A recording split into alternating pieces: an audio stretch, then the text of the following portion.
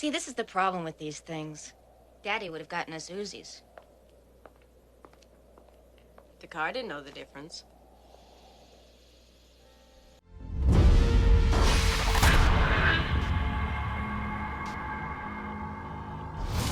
Hello, welcome back to Ycft. Today we are talking about a cult classic.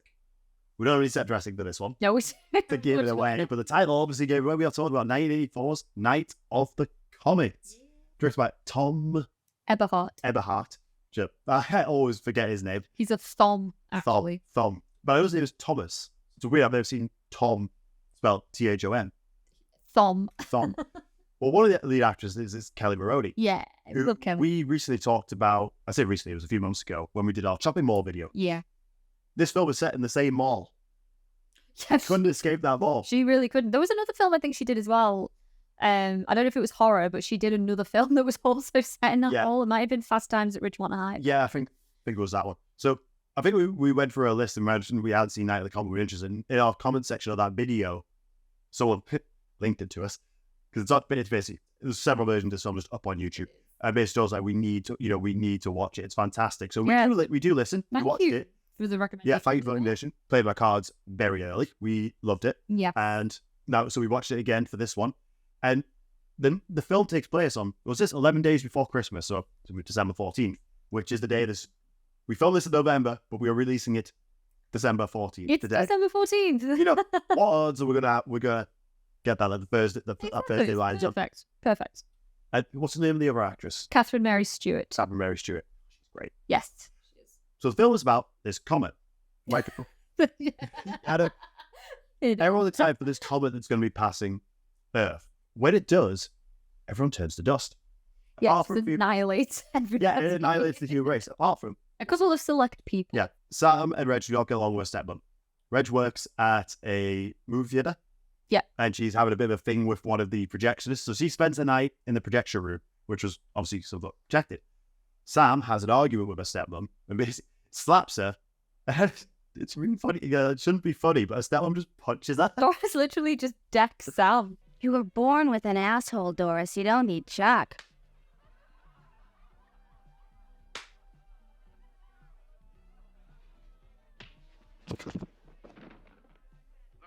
So she spends the night in a tool shed. I guess it's like a steel tool shed. Yeah. So a few people were protected. Yeah. Some not so much. Some people started to be affected and start turning into zombie type things. Creatures. And the whole film, the sky's got this red tint. The film's got such an aesthetic to it. Yeah. So the film basically becomes what happens when you think you're the last people. Well, especially when two young women are, in the midst of an apocalypse, essentially. Yeah. The director, when writing it, he went and talked to a lot of people in that age bracket. So what would you do? And apparently a lot of them did say, we'd go to the mall. I'd go to the mall. So that's kind of what they do after they get over the shock of what's happened. Yes. And I think Reg has a bit of a rougher awakening than she is, because initially her partner, he is fine along with her because they slept on the floor of the projection room. And he goes off because he has a side hustle where he rents out the film reels to people. Yeah. And the guy hasn't arrived, so he goes out and then is instantly killed by a zombie. Yeah. Reg goes out, encounters the zombie, takes partner's bike, and then hooks off to see his sister. Yeah. So after they get over the initial shock, they go to the radio station, they go to the mall, and they have a bit of a shopping spree. And this must be the film where it comes from, that kind of trope. But I love these characters, and they're so. I do. I'm afraid they became really good friends afterwards. Oh yeah, you can tell they're having fun doing it. They really are a lot of fun to watch. So Reggie is Sam's older sister by a few years, and I guess because they don't obviously get on with their stepmom. Their dad, who they both adored, has passed away. I think, has he passed away? Or is he just not, is he not around? He's just not, he passes away after the comic. He does, yeah. He's not around. Their mum's passed away, their dad's just not around. Oh, okay. His stepmom was just openly having an affair with one. Yeah. So I guess Reggie and Sam are very close as sisters as a result of that. And I guess it's kind of implied that Reggie's kind of become almost like a surrogate mom to Sam. There's not a huge age gap between them. But anyway, they're very close, but they're also two very different people. Reggie is a bit more of a tomboy and a bit more assertive and a bit more confident, whereas Sam, being the younger sister, is kind of more of a girly girl and is a cheerleader and is they're different enough that they stand out from one another, but not too different enough where they don't get along. And I like that, seeing that sisterly relationship in the movie too. Like, we never actually lose that. It's like the scenes where they bicker a few times, and a point of contention in the movie is, you know, they for a while they think they're the only two women left. Well, for a few hours they think they're the only two women left before they meet Hector. They hear someone on the radio, so they go to the radio station, both realizing that they just put tapes on. It's a pre-recording. Yeah. So Sam starts having a bit of fun on the radio. Disc jockey. Just being a disc jockey. Hector turns up, played by Robert Beltran. Yeah. Is Chakotay from Star Trek Voyager. Yes, he is. Very young Very young baby Chakotay. Beltran. But the funny thing is, as soon as he enters, she goes, "Oh, beam me up, Scotty." Yeah, I know. That was before he was in it. Beam me up, Scotty. Okay, girls, hold it right there. And Hector and Reg kind of hit it off. They do kind of hit it off. Poor Sam is, you know, like now faced with the notion of like, oh shit, like potentially the only man that's left in the world, or at least in America, has got the hots for my sister. Because she says that you've stolen every guy I've ever been interested in. Now you've stolen the last guy on Earth. The last man on Earth, yeah. But you know, even then, it's still not enough to, you know, forge a rift. Yeah. Between the sisters. My sister, who swiped every guy I ever had my eye on, has now swiped the last guy in the whole freaked out world.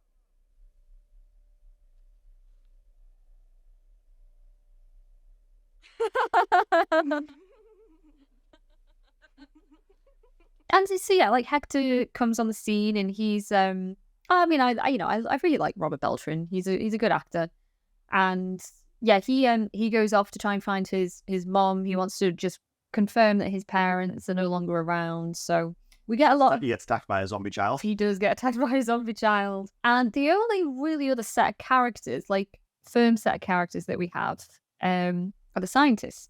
Yeah, who knew this was going to happen? Yes, they did. So they're like researchers. They have like this secret kind of underground sort of facility base. They knew the comet was going to come. I guess they knew of the dangers that it posed as well.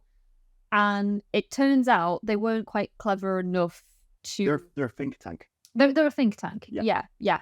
But so whilst they knew the comet was going to happen, and they knew the dangers that the comet posed, it also turns out, unfortunately, that they weren't quite smart enough to make sure that they were out of the line of fire from the comet. They left the ventilation system on. So they've all been exposed to the deadly comet dust. So they are all essentially dying. And I guess that means that also Reggie and Sam are as well, because they've also been... Yeah. Well, I mean, they didn't breathe it in at the time the comet came, but they are still like walking around outside, you know, like amidst it. But the scientists are basically like, they're on a timer, and they need to come up with a serum to counteract the dust, like ASAP. And because of Sam's radio broadcast, the scientists realize, oh, there's a couple of survivors. Yeah, they need to do tests on them. They're testing. They need to do tests. Yeah, they're testing on two children that have survived. Yeah. Like they're trying to harvest the blood, from the kid. But we also learned that, you know, like the kids are basically done for, because they're gonna basically like shut off all brain activity. I think, aren't they? Like they need the blood, but they don't really give a shit if the kids survive or not, and like they're just gonna make sure the kids like are not a bother. Just two notable cast members. What's the name of the woman? She's called Mary Woronov.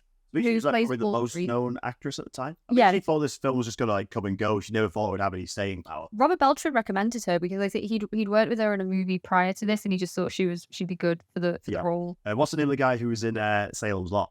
Well, it's Jeffrey Lewis. Jeffrey Lewis. So he's Juliette Lewis's daddy. I love him.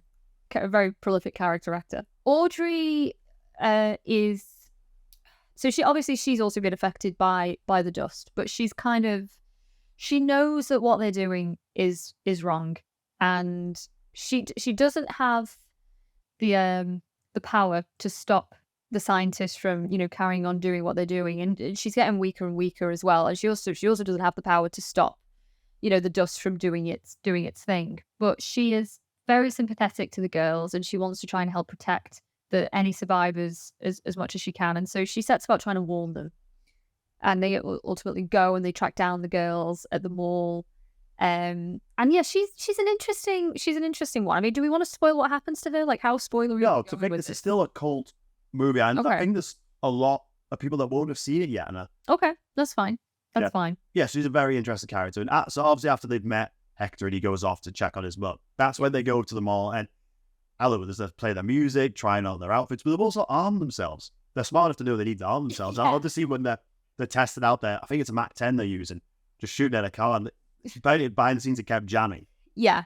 which leads to a great ad-lib line saying, Daddy would have got us Uzis. Daddy would have gotten his Uzis.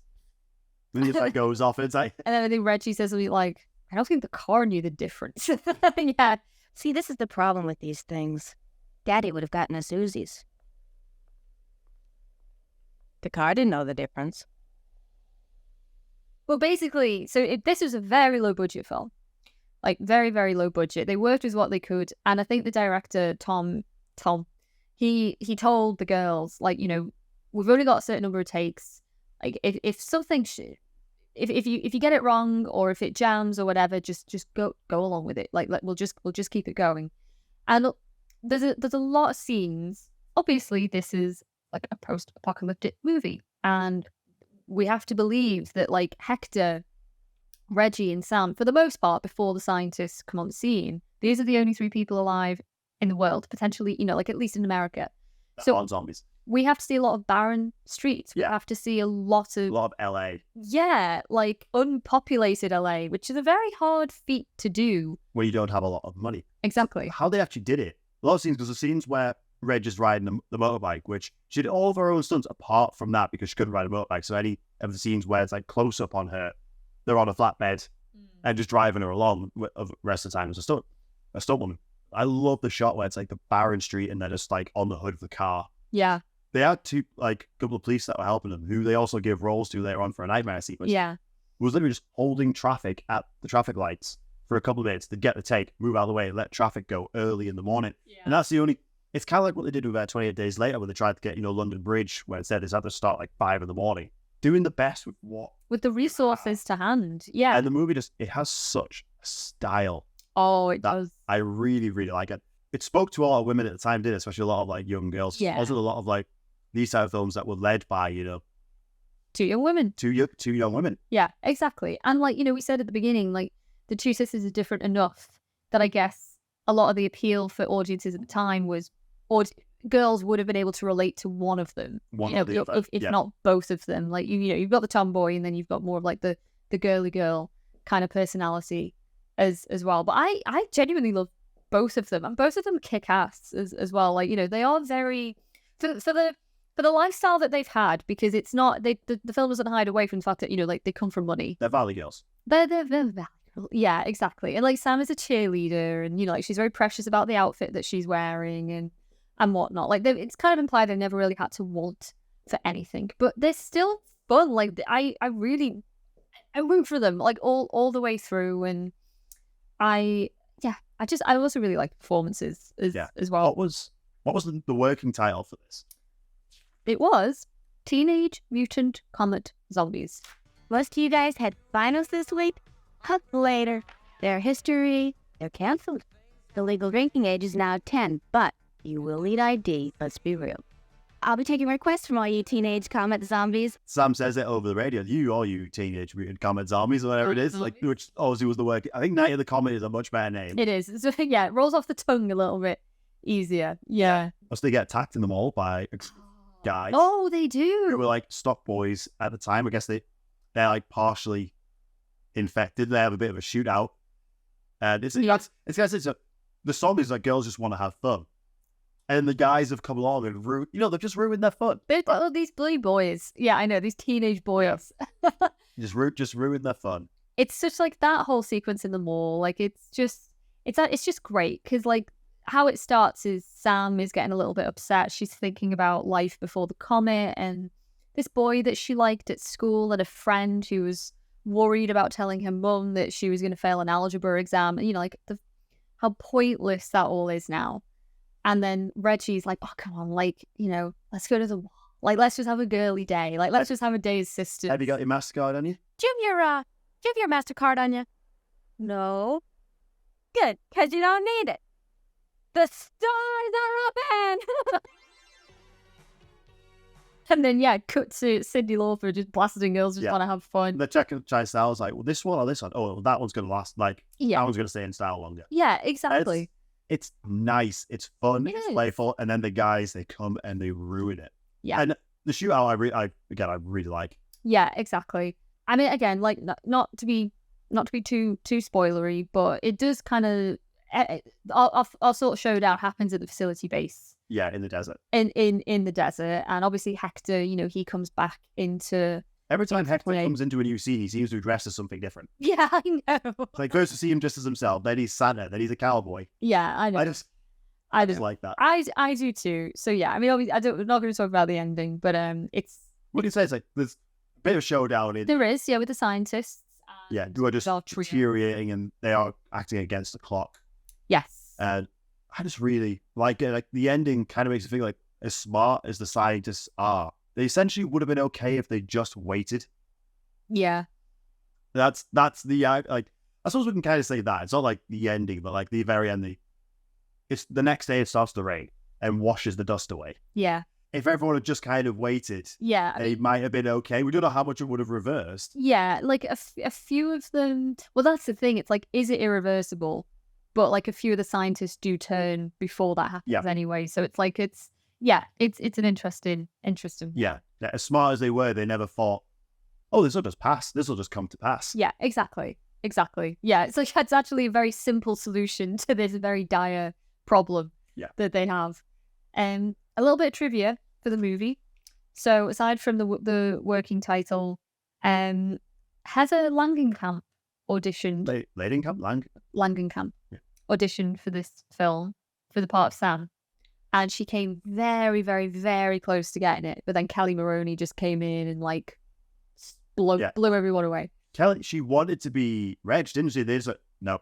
Yeah, she was getting a bit sick of playing like the girly girl, because I think in Fast Times she just played a cheerleader in that as well. So I think she wanted to like switch it up a little bit, but until it got shut down, and she was like, "Oh, but is there not a chance?" Like, no. It's like, "Oh, but what if I just read that?" No. But it's like they know what they wanted. They knew exactly what they wanted, and I love Kelly Maroney. Like we said in our shopping mall video, there's just something like very personable about her. There's something very likable about her. I really like that the girls they didn't audition with each other, they auditioned with different actresses. Yeah. But that they got along, they've remained good friends ever since, and everyone seemed to have a really good time working on it. I couldn't find any behind the scenes drama or anything. The director was really nice. Yeah, and he was like a dad to them apparently. And when they've done like conventions and stuff like that, they love having like young like people that the film. It did pretty good when it came out. Yeah. I think it made like 40 million on the budget of like a couple $100K. Yeah. But then the film seems to have like stuck around, and they constantly getting new young fans that just love it, and they have a really good time talking to the fans about it. They do. And know that they might have influenced a new generation. Well, they definitely influenced a filmmaker. Yes. Joss Whedon based the movie version of Buffy the Vampire Slayer off it. The dog. Their dog is called Buffy. Yeah. Yeah. It kind of made me think of, Indiana Jones' Last Crusade. The dog? You were named after a dog? Yeah.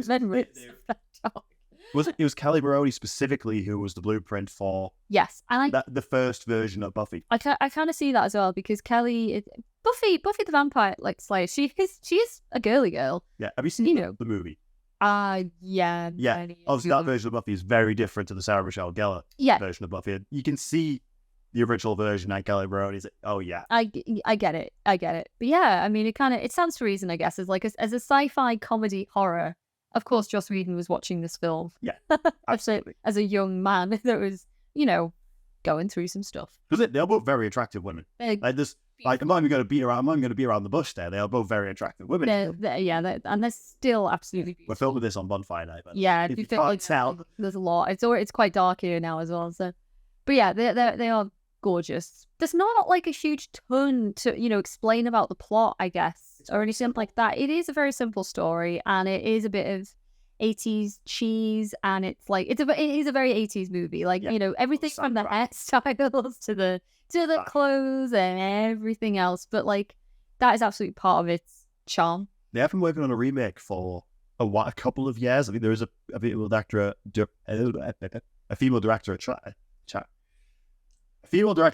attached. So we are 4 videos in today. We are. They started negotiations with Orion Pictures, who have the rights to it back in 2018. The last update, obviously we've had a pandemic then since then, We strike. The last update was January this year, saying it is still going ahead, just slowly. And I think the only thing that remake could do differently is just show scale a little more. We could have a couple more monsters, maybe the scientists' facility, because I know that was done with miniatures, could be a bit more advanced. Just we've got the tech and we could probably put a bit more budget into showing it a bit more, but for the most part, we need to capture that first half of the movie almost exactly the same. I think we need... Yeah, I wouldn't change a thing as far as that's concerned. Yes, it's just later on they could scale things up a little bit more. Yeah, I think so as well. I mean, you need to have the mall sequence in there. Like that. It's a shame that the mall, like, it might show my mind instantly goes to use the same mall, but it doesn't look the same anymore. No, it doesn't. I know. I mean, I think it should be set in the 80s again because it's such an 80s plot. Yeah. I just don't think that. You could make it work modern day, but I don't want scenes of like people trying to text on their phone. Oh, we've got no service. Internet's got. I don't want that. I want the cheese. I want an 80s throwback. Yeah, that's it. But then I guess like the counter argument is, well, we've got it. We've got the original. Yeah. I know what you're saying. Like to see it again, but just with a bit of new life in it would be really cool. I mean, I don't know who I'd cast in it. I'd have to think about that one. Yeah, let's think really hard about that one. But you know, my brain has just gone, and this is really specific. But the Last of Us. I don't know, weird how Brace made this connection, but like, the character, I can't remember her name, but like the main kid. Yeah. And there's a scene like in one of the episodes where she sees her friend, and obviously also in like a post-apocalyptic world, and they go and hang out in the mall. Yeah. It's like very different. I think before when we watched it, was it felt like, I was like, no, this feels like Night of the Comet. Yeah, it's like it's 2 young kids just hanging out and like they're having fun and like they're, going into the different stores, like they go into the arcade room and like that, like just, I mean, It'd work. It could work. There's always, I mean, the mall is always an entertaining place. It's always a cool film location. Yeah. Barren or not. Yeah. So do you have any other trivia? No, those were like the main things. I remember Kelly Maroney. She kept one of the outfits of like the the blue and pink sweat. Yeah, and I think she can still fit into it. She wears it at conventions, which I absolutely. That'd be amazing. That'd be a great prop. I think it was custom made for film. It was absolutely custom made specifically for her. But I would love to get a version of it if I could. I know Rob Belcher. He was cautious because he didn't want, with his heritage, he didn't want to be like the Cholo type character, the character running around him because they wanted him. Yeah, I've not really seen him talk about it. No, that much. But let's be fair. When people are going to ask Robert Beltran about stuff, they're going to ask him about Star Trek. Yeah, exactly. Like, that's like all I'll say as well. Again, not to go too deep into the ending, but like for most apocalyptic movies, it's very easy to go, like zombie movies are easy to go bleak, and like, oh god, it's the end of the world. This movie is just it's upbeat. Even at the very end, it's like we can't ignore the fact that a comet has just like annihilated the whole of the earth, but like it's still upbeat and it's never not fun. We do a TV series based around it as well. You spread it over some time. A bit more time with them, just getting used to being with each other. Yeah. Yeah. And again, that's kind of what I want from the new one. I want it to also be quite upbeat. We have enough nihilism in movies. Sometimes you just need things to be fun and enjoyable, and that's what this film is. 80s cheese. This film's comfortable. Yeah. And that's what I like. I've only seen it twice, but I can't wait to watch it again. Or like, tell people about it or introduce people to it. Like it was introduced to us. I never even heard of the movie before.